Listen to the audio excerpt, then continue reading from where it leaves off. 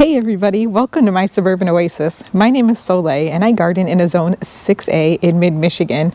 I still can't get used to saying that, but I'm definitely not in 5B anymore. So we are going to be outside in the garden today. I'm so excited. The sun just kind of came out a little bit and I thought what a perfect opportunity to take advantage of it and come out and take a look at the garden together and see what's going on at the end of 2023 and thinking about what I might be doing for 2024.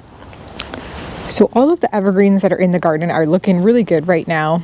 This area, I'm definitely going to have to figure out what I'm going to be doing with this viburnum bush because we cut those back this last year and we hard cut them, but they tried to come back and grow back. And I had one also on this other side here.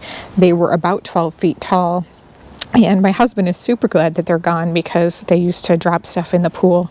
But I put a little bit of herbicide on them to try to see if that would kill them back because they kept getting viburnum beetle every single year and it would defoliate the shrubs completely and look horrible. So the thing in this bed that's looking amazing right now is the false cypress, and this is a false mop head cypress, and it is gorgeous and bright even on the grayest days. In fact, I think it almost illuminates more on the days that it is gray, which is fantastic. I'm living in the half new moon garden right now. The bark on the Tian Shan Seven Sun trees, if you can see from this angle just how white almost the bark is on these. Bark is such a wonderful thing for winter interest. And this bark actually, after it turns very white like this and kind of tan, it starts to peel off and it is all sorts of gorgeousness. So just wonderful to look at out the windows because I can see it. It almost reminds me a little bit of like bamboo, the way that it grows. And which is interesting because it is from the Tian Shan Mountains of China. So maybe it is related. I don't know.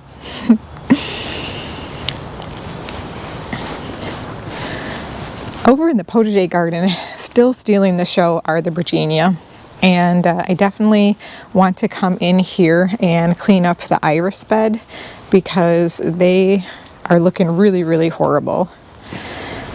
I'm also really enjoying these kale. It has been so mild, the weather, that they are just growing fantastically. It's just a wonderful cool weather plant, and these will make it all the way through the winter, so we'll keep these in these pots. But you can see the gorgeous beads of rain because we've been getting so much on these gorgeous leaves. Isn't that pretty? So yeah, I think hopefully if I can get to it before it snows again, I'd like to clean up this bed and get the irises out so it doesn't look quite so messy. I'd like to take that out before spring comes. And then over here, I'd really like to also clip back some of these mums because I think they just kind of are detracting from this garden bed. And I want the foxglove that are behind them to be what you see right now because they are actually green and look really nice and healthy. So they are pretty much an evergreen plant here in my zone, which is really nice because anything that stays green in the winter here just helps perk up my days. One thing I'm thinking about replacing in the next year are these berry bushes. These are coral berry bushes and I've really enjoyed them, but the thing is it's always so wet here in the winter that they start to look really kind of gross. And I don't normally prune them back until late winter or spring, and you can just see the berries are just kind of rotting. I mean, the birds will eat them and stuff like that, but anyhow, I need to get a shrub that's probably about 2 feet tall and 2 feet wide for both sides here. I'd like to do the same shrub on both sides of the shed because I think that will look nice. What are your thoughts? Do you guys have any ideas about shrubs that might be good and look really nice up against this shed that would pop? I may move these shrubs, I don't know. Maybe I'll give them away, but I definitely think that I'm going to be taking them out because I just feel like they're not holding up their end of the bargain for me at this point.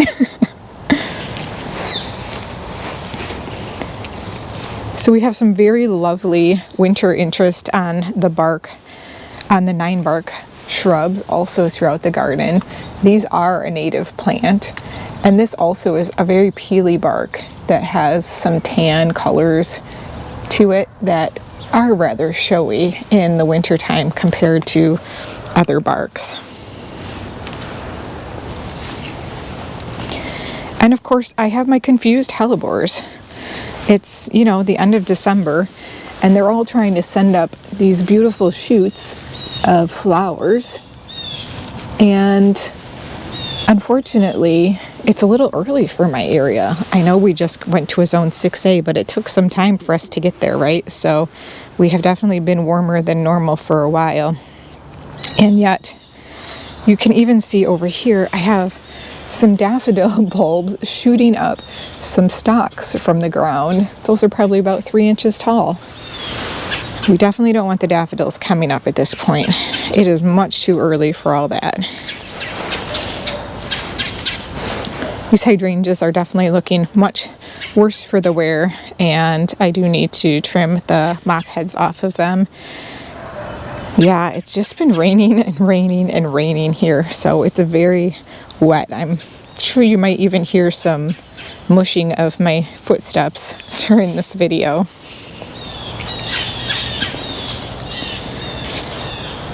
But all the plants are really happy right now. The lungworts may stay pretty green during this winter if it continues to be mild.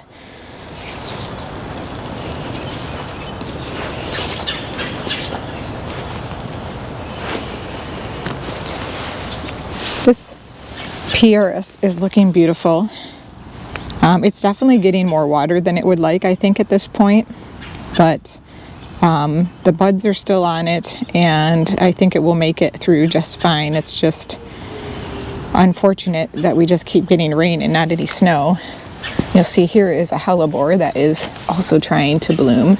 I'm not sure what kind this is. This is one of the ones that I got at Home Depot that didn't necessarily have any name to it. It was just, it was a sale plan. I think I got them for like, I don't know, $10 maybe or something like that. It was pretty cheap. Anyhow, it didn't have a label on it other than that it was a hellebore. But it's beautiful. It's interesting because these heucheras have also colored up right now and they just look great. They're so happy.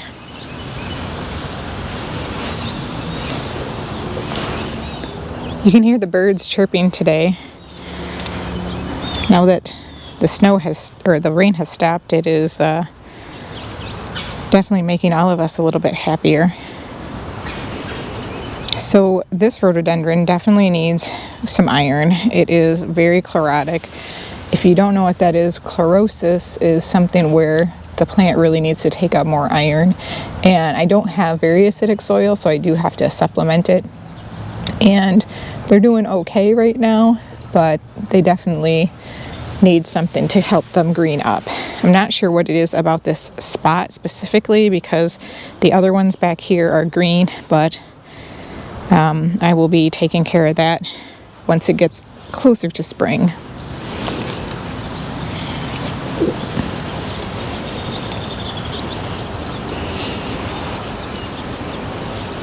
Some wonderful, wonderful buds on this rhododendron. This one's growing really well. You can see it has some mild chlorosis, but it's doing much better than the other ones. So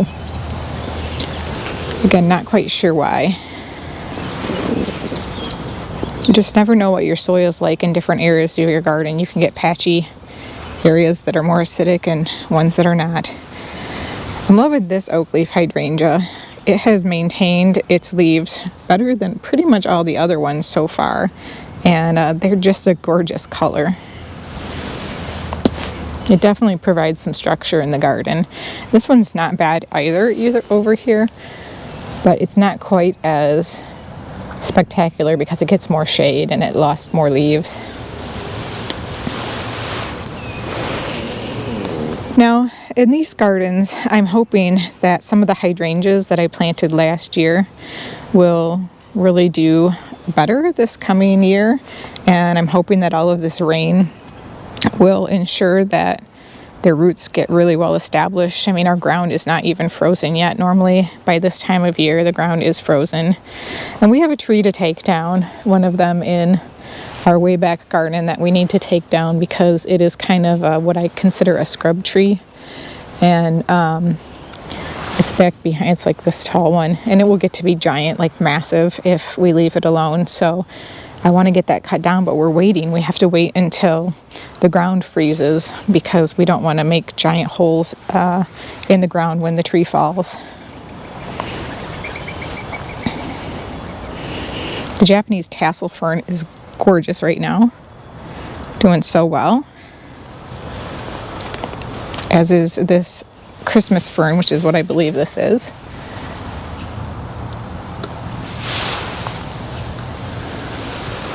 And you know what, we'll just step up here and look down at the way back garden so you can kind of see the leaves are breaking down. All of this rain is definitely helping to make that mulch into some wonderful organic matter for feeding the soil, and I think it's going to really help next year with some of the plants. That soil has really changed over time, but it does take a little bit of patience. Oh, I really need to clean up this phlox. It's looking bad. I cut back most of the phlox already, but this one I didn't.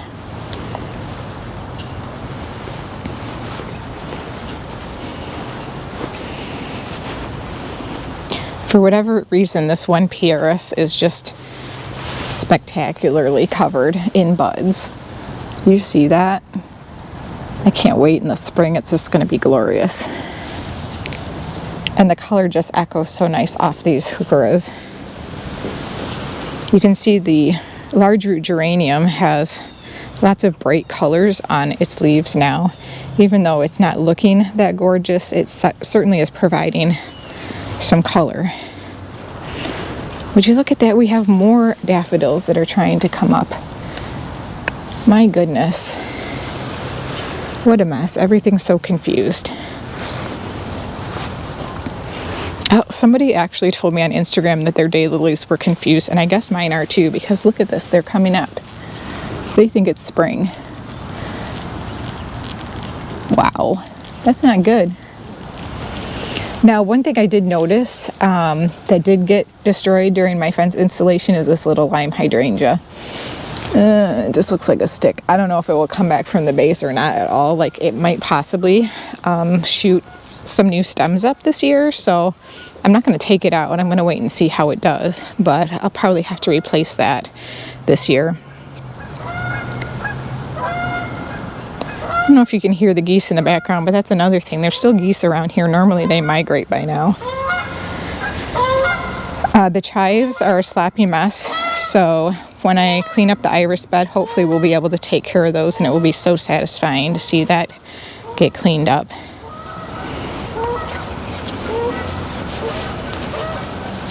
And we'll also come through and take care of these hydrangea blooms because some of them are a little bit floppy. But the heucheras are still providing a lot of color along with the cypress or the false cypress. And I love the way the grasses look in these urns. They have been so nice to have. Just the beautiful shape and structure in them. And I will say I've been very pleased with the way that the Brussels sprouts and cabbage and kale have performed. I used some veggies, some baby veggies in my pots because of the fact that the stores were out. They didn't have very many pansies or other things, but these are cool season vegetables. So I thought I'd give them a try because they are ornamental and pretty colorful. And I've been very pleased with how they've done. Now this juniper, which is, I think it's called rug juniper, is really starting to take on some color and, you know, giving a little bit more weight to this area than it was because it's really starting to grow. So I think this next year we're going to see that begin to cover the corner over here, which I think is going to be really pretty. I hope it just kind of grows over the top of the retaining wall there. we had some installation done on a electric box to be able to plug in our generator, so things are not in the same places they normally are. We've had a generator for many, many years, but we've not gotten around to getting it hooked up until just now. Another thing I'd like to clean up as soon as possible are the allium sticks. Those really don't need to be there.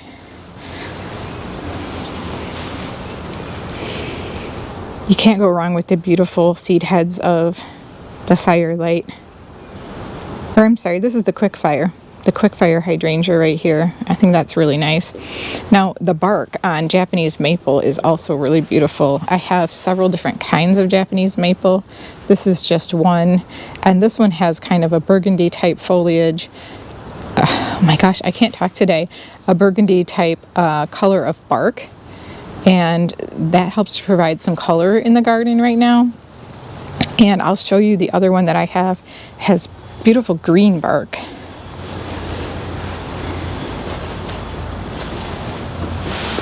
I'm hoping the forsythia doesn't open, but it's definitely smothered in buds and ready to bloom this coming spring if it makes it all the way.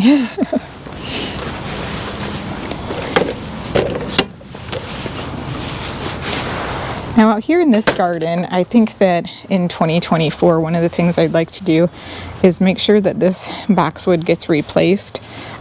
If it doesn't, come back really well in the spring. I did replant it this year, tried to get it up a little bit higher out of the ground so it doesn't feel so, like swampy and rot out its roots or something. I think that's what's going on. I think it's getting too much water from the downspout over here. I just don't have really a lot of room between our neighbor's house and our downspout, so there's not a lot of place for the water to go. Uh-oh, we lost some branches on this boxwood. Wonder what happened here. It almost looks like somebody accidentally stepped on it or something. Well, hopefully that will fill in this coming year as well.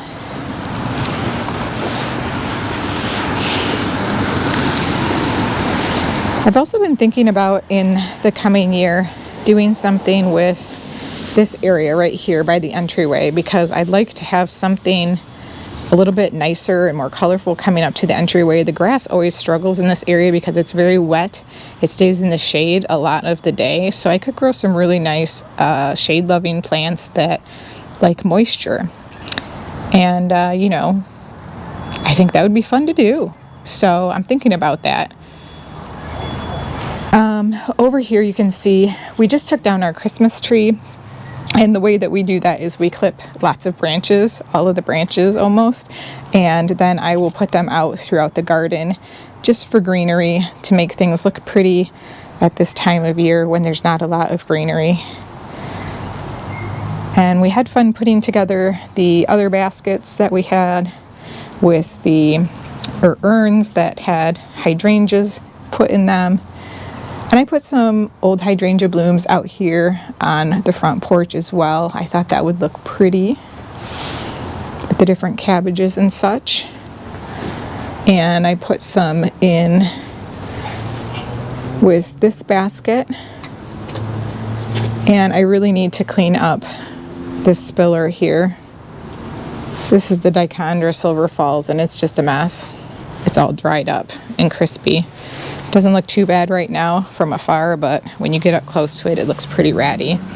These are the purple cabbages, so those have done really well. Isn't that pretty?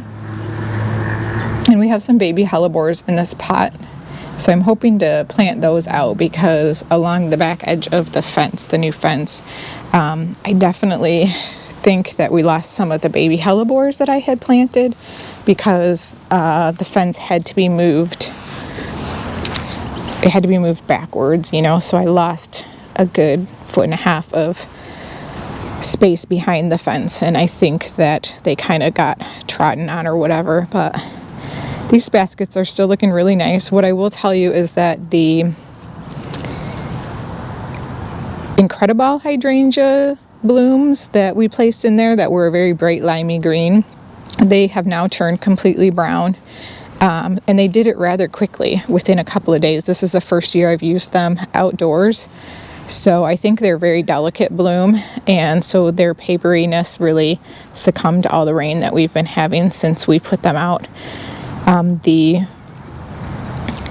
Strawberry Sundae hydrangeas, or Berry White, I'm not sure which one they were. They are still holding on to some of their pink color, but that too will fade over time. But they still really look pretty to me because they just kind of look like a big sundae bowl, don't they? Or an ice cream scoop.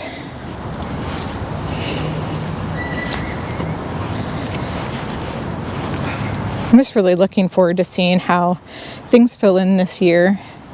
It's going to be the third year for quite a few of my shrubs, so I expect some of them to really take off and show me some good growth.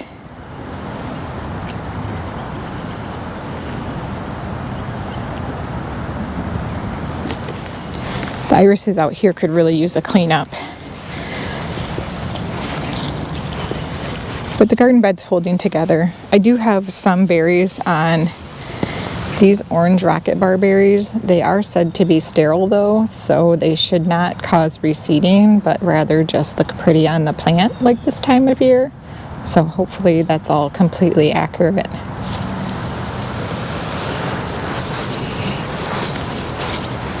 I'd like to believe that the plant breeders care about our environment and really did their research before telling us that.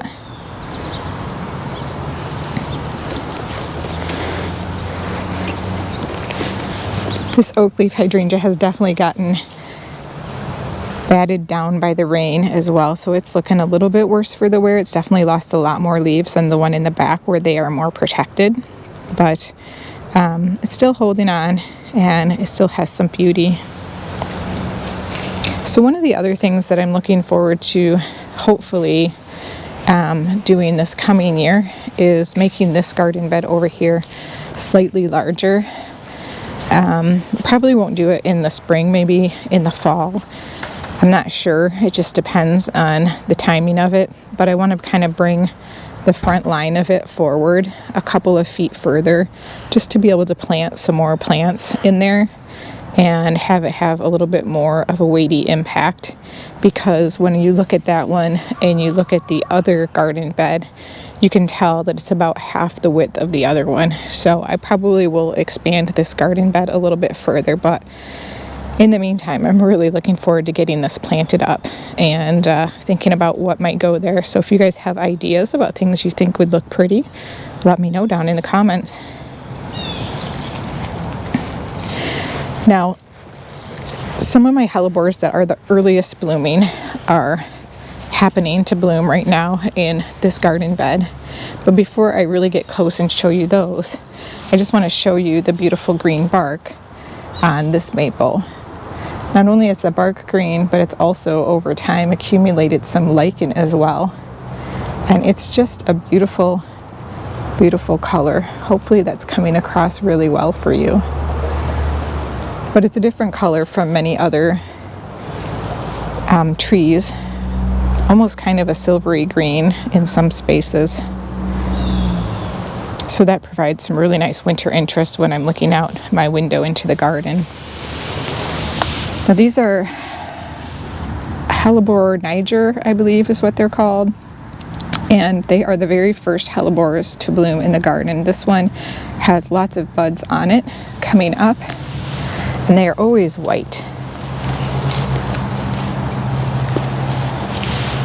But look at all of these blooms that are getting ready to happen. They're so pretty. In fact, we have one that's opening back here.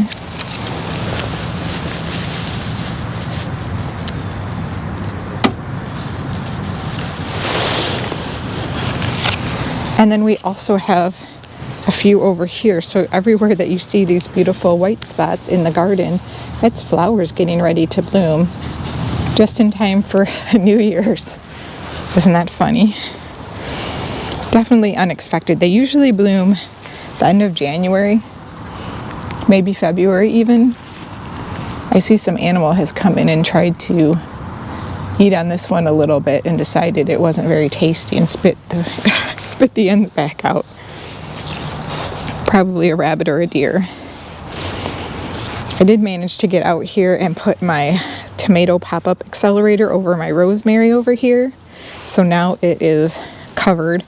And because we are zone 6A, I only put one on. Last year I put two on because I thought we were zone 5. So I wanted to put 2 layers of protection over it.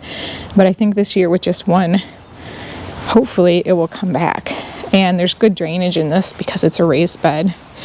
And it has a top that has mesh on it, so the rain can actually get through. So it will stay hydrated, but it's also protected. And we'll keep it a little bit warmer throughout the winter.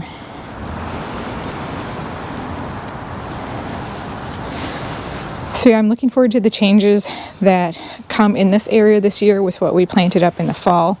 But I also really want to try to continue to take out some of the large root geranium that is in this garden bed and replace it with some other plants, because it does tend to look rather wilty over here when it gets in the heat of the summer, because it gets quite hot and the brick collects that sun and pushes it back on them. So those are some of the things that I am thinking about right now.